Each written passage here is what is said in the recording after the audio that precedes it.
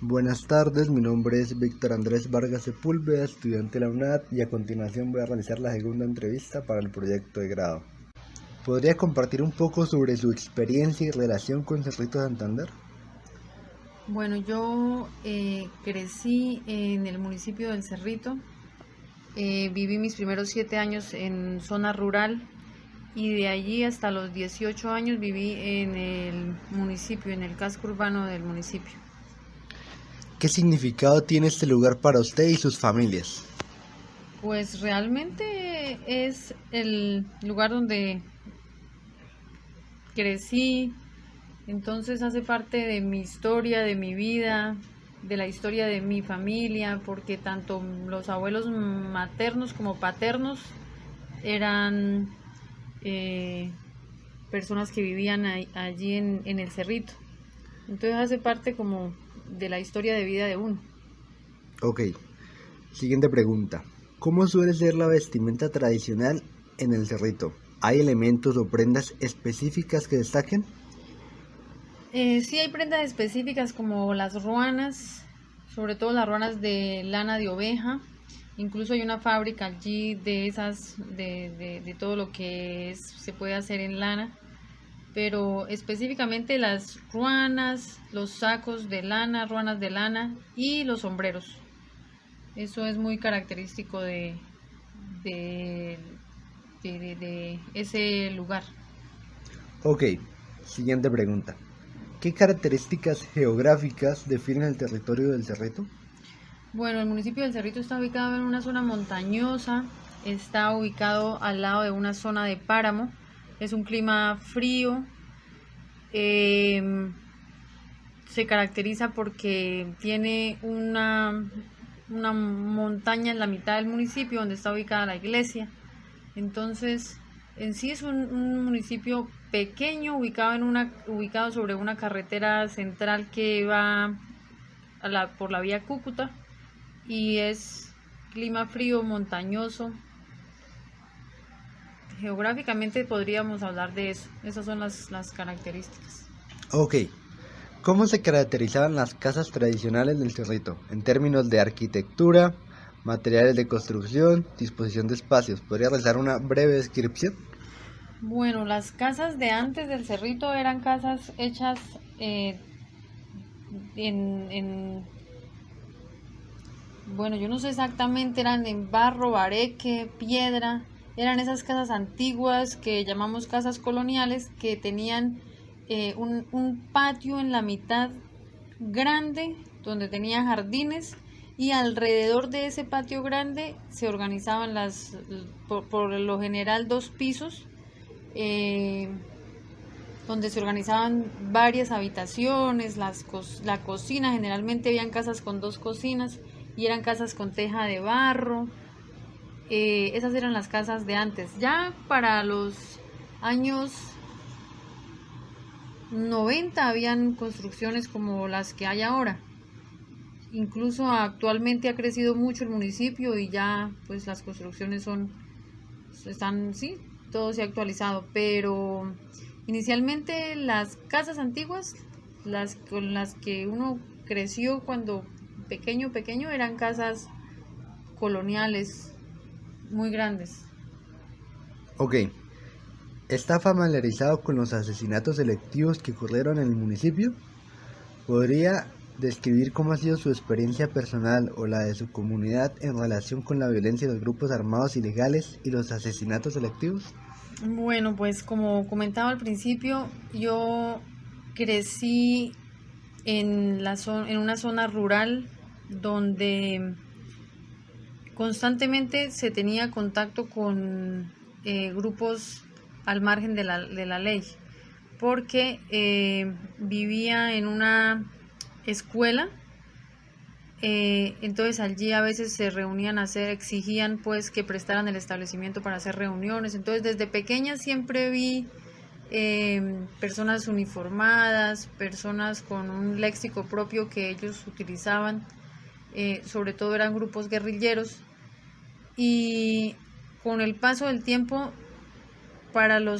cuando tenía una edad de 9, 10 años, el principio de los 90, Hubo de los 90 al 2000, puede ser una época, y antes, unos años antes, hubo una época muy, muy violenta donde constantemente asesinaban personas en el municipio. A veces uno iba para la escuela, para el colegio y encontraba que habían asesinado a alguien y estaba ahí en la calle. Personas que contaban cómo habían sido las cosas. Incluso cuando ya vivía en el municipio, vivía en una casa que quedaba cerca a un puente que era muy solo. Entonces allí se dieron muchos asesinatos ya después de entre los 90, los 97, 96 más o menos, 97, hubo muchos asesinatos en ese lugar por lo solo de ese puente quizá. Viví de cerca muchas experiencias de personas con las que estudiaba, con las que compartía en el colegio, incluso de el mismo rector de la institución.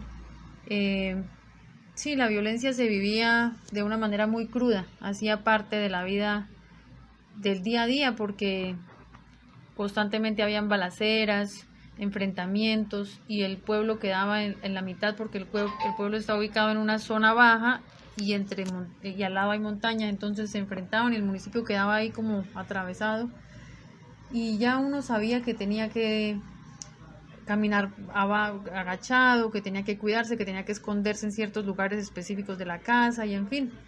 Así se pasó como hasta el año 96, 97, sí, la violencia se vivió de una manera muy cruda, entonces sí hubo una relación en todo ese tiempo con ese tema. Ok, gran aporte. Siguiente pregunta.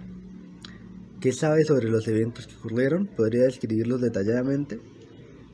Bueno, pues entre muchos, hay muchos que también por la edad uno escuchaba, pero uno no se interesaba mucho en preguntar porque también uno no conocía a las personas, que el inspector de policía, que el rector del colegio, que habían asesinado a un chico que estaba por graduarse ya de la normal superior, porque allí el colegio es una normal superior.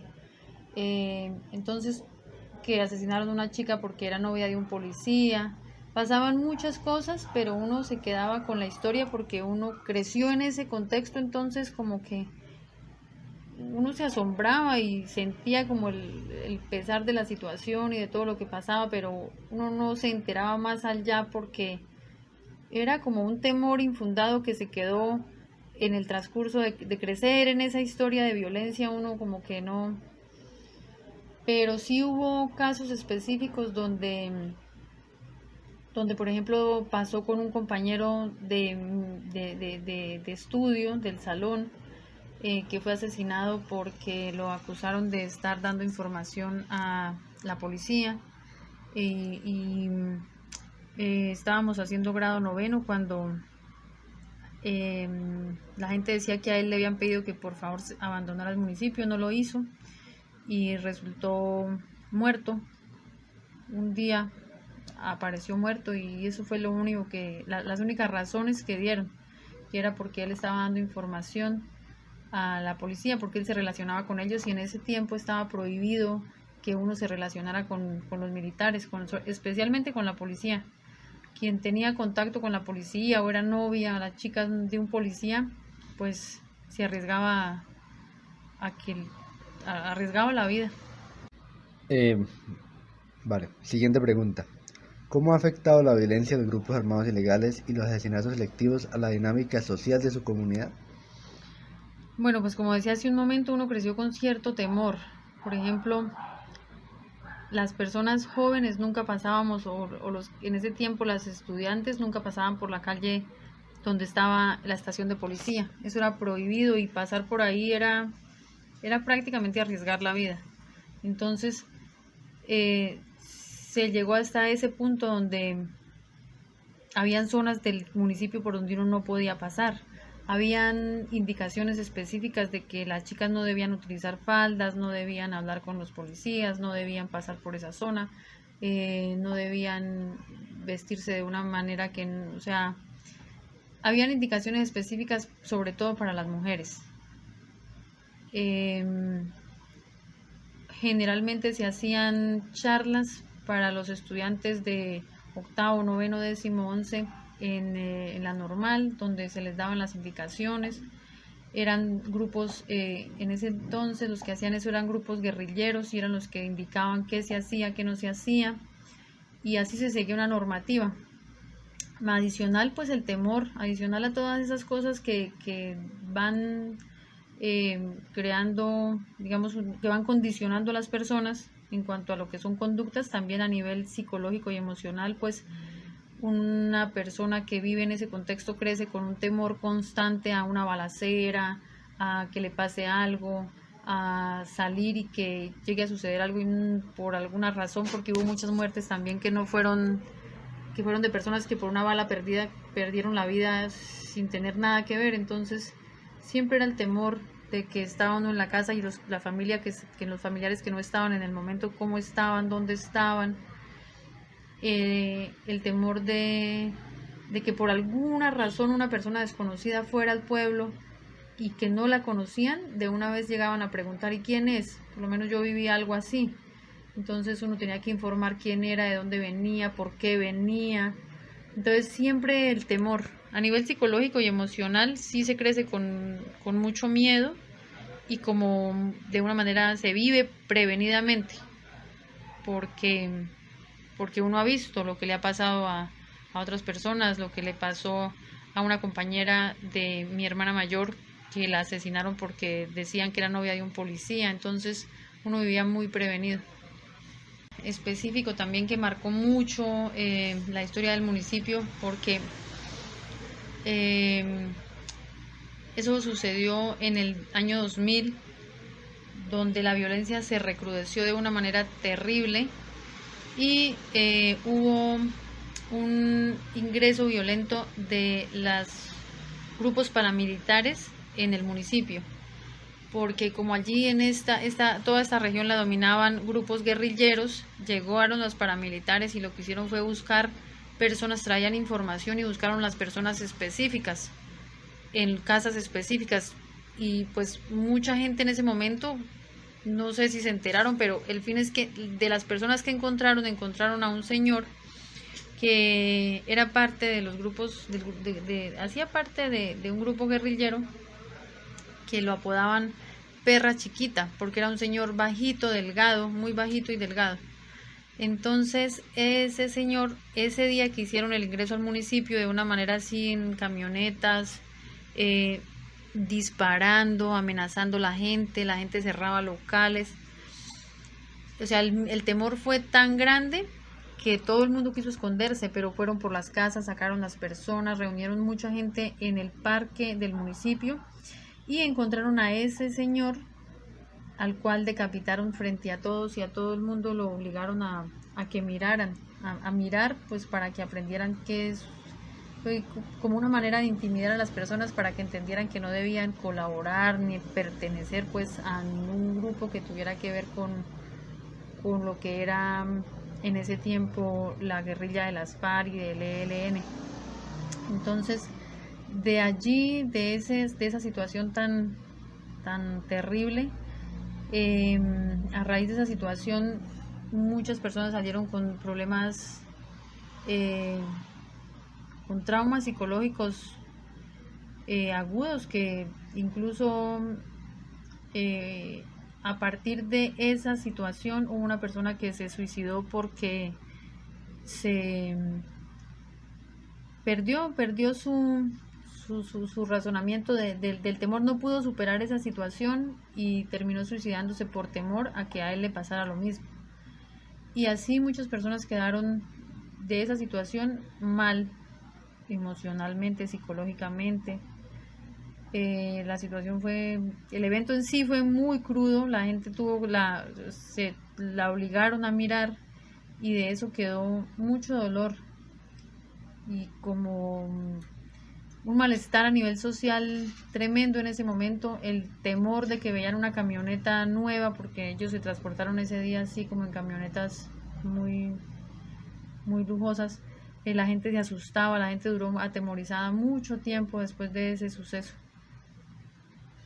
Ok, siguiente pregunta. ¿Cuáles son algunas de las emociones y sentimientos asociados con estos eventos, tanto para las personas de la familia como de la comunidad? Las emociones son sobre todo de tristeza, miedo, preocupación, angustia. Angustia cuando se trata, preocupación cuando se trata de personas que uno conoce, que uno quiere, porque en un municipio las personas se relacionan de manera muy cercana. Entonces siempre todo el mundo se conoce con todo el mundo, entonces esa sensación, ese dolor por lo que le pasó al otro, siempre está ahí, ¿sí? Porque pues personas que se conocen, la empatía es obvio que hay una empatía por lo que le pasa al otro. Y en cuanto a nivel social, más que todo el dolor que se pudiese sentir fue el temor, el terror que se vivía cuando pasaban cosas de forma inesperada, que la gente ya reaccionaba de una determinada manera. Todo el mundo ante la aparición de un carro diferente al municipio, la gente salía para su casa y se cerraba puertas y se guardaban y el municipio quedaba solo ante cualquier situación. También hubo algo muy característico en el evento que pasó del asesinato que hubo en el parque de manera pública, que la gente que se vestía de negro asustaba un poco en sí a la población. Entonces todo eso quedó como muy marcado y lo que es la angustia, el dolor, la tristeza, pero antes que cualquier cosa el temor, el miedo. Ok, muchas gracias. Damos por finalizada la entrevista.